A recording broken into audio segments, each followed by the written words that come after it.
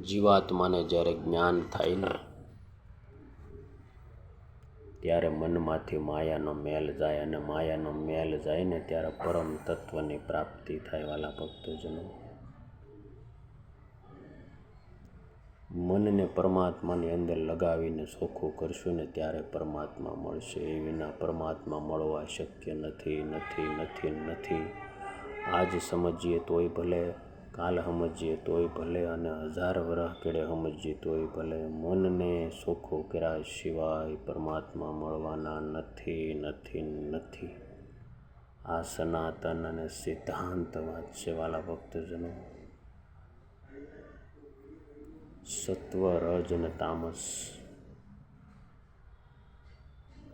સત્વગુણી પ્રધાન આપણું જીવન હશે. સંપૂર્ણ શાકાહારી આપણે હશું તો જ પરમાત્માની ઝાંખી હૃદયમાં થાહે, પરમાત્માની ઝાંખી હૃદયમાં થાહે. વાલા ભક્તો,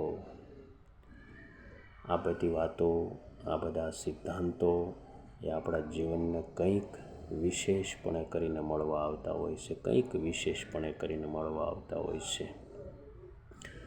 માટે સત્સંગમાં રહી અને પરમાત્માની ભક્તિ કરીએ, સંતોની સેવા કરીએ, ધર્મકુળ આચાર્ય મહારાજની સેવા કરીએ. વાલા ભક્તજનો, સત્સંગીના દુઃખ અને દર્દને સમજીએ. વાલા ભક્તજનો, કોઈ હરિભક્ત રોગાતુર હોય તો એમની સેવા કરવી. મહારાજે અને વિચરણ દરમિયાન સેવકરામની સેવા નહોતી કરી, કેવી સેવા કરી હતી મહારાજે, છતાં મહારાજે બદલામાં એની પાસે કાંઈ આશા નહોતી રાખી. વાલા ભક્તજનો, જીવન આવું નિર્માણ કરીએ, અને આવું જીવન નિર્માણ કરીએ ત્યારે પરમાત્મા રાજી થાય, અને પરમાત્મા રાજી થાય ત્યારે સત્સંગનો અખંડ અખંડ બોધ અને હેલીને આનંદ વહે, અને એ આનંદ વહે ને ત્યારે સત્સંગનું બિરુદ શ્રેષ્ઠ મળે, શ્રેષ્ઠ મળે. વાલા ભક્તજનો, આ સમય અને આ વાર રે, નથી કેનો ઉદ્ધાર રે. આ સમય અને આ વાર રે,